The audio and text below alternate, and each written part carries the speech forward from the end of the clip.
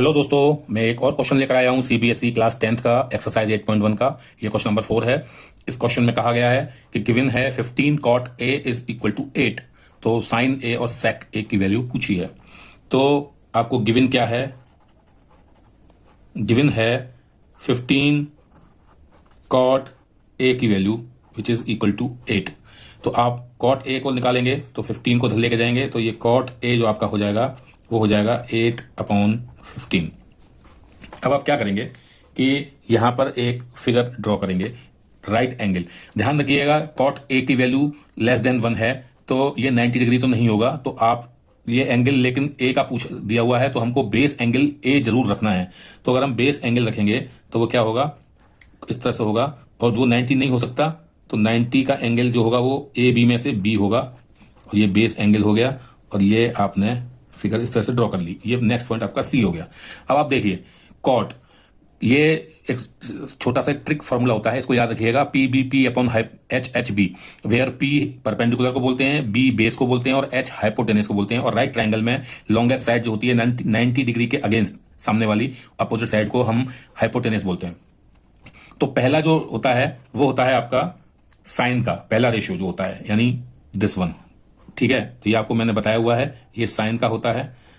और लास्ट वाला जो होता है ये होता है आपका टेन का, और मिडिल वाला होता है आपका वो कॉस का होता है।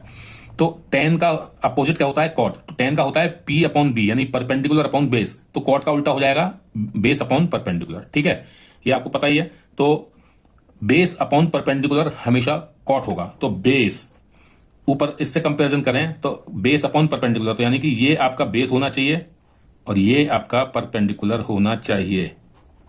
ठीक है, तो इसका मतलब हो गया 8 आपका बेस पे आना चाहिए और 15 आपका परपेंडिकुलर पे आना चाहिए। तो हम यहां से सी ए निकाल सकते हैं। ठीक है, ए सी अगर हमको निकालना हो तो बेस, परपेंडिकुलर और बेस को ऐड कर दें स्क्वायर करके और उनका स्क्वायर रूट निकाल देते हैं। ठीक है, तो ये हम कैसे करेंगे, 15 का स्क्वायर प्लस 8 का स्क्वायर। तो आपका ए सी जो आएगा वैल्यू वो कितनी आ जाएगी, 225 प्लस 64। ठीक है, तो आपका ए सी कितना आ जाएगा, ये हो जाएगा 549, 2068 और 289 which is equal to square root of 289 क्या होता है, 17। तो आपको पता लग गया कि आपका जो ए सी दैट इज हाइपोटेनियस है वो 17 है। अब ये आपकी फिगर कंप्लीट हो गई। अब आप कुछ भी इससे निकाल सकते हैं, जैसे कि आपसे पूछा है साइन ए। तो साइन ए क्या होता है, साइन होता है परपेंडिकुलर अपॉन हाइपोटेनियस। परपेंडिकुलर क्या है, बीसी है। ठीक है, और हाइपोटेनियस क्या है आपका, एसी है। तो आप निकाल सकते हैं इससे BC which is equal to 15 और AC which is equal to 17। तो आपका पहला ये निकल आया। दूसरा आपसे पूछा सेक ए। सेक ए कॉस का होता है बेस अपॉन हाइपोटेनियस, और कॉस का अपोजिट होता है उल्टा, रेसिप्रोकल होता है सेक। कॉस का सेक होता है, तो वो हो गया हाइपोटेनियस अपॉन बेस, उल्टा हो गया इसका। ठीक है, हाइपोटेनियस क्या है आपका, हाइपोटेनियस है 17 यानी विच इज ए सी। ठीक है, और बेस आपका हो गया ए बी। तो आपका क्या आंसर क्या आया, 17/8। ये आपका दूसरा आंसर है, सेक ए की वैल्यू है। ठीक है, तो इस तरह से इस क्वेश्चन को करते हैं।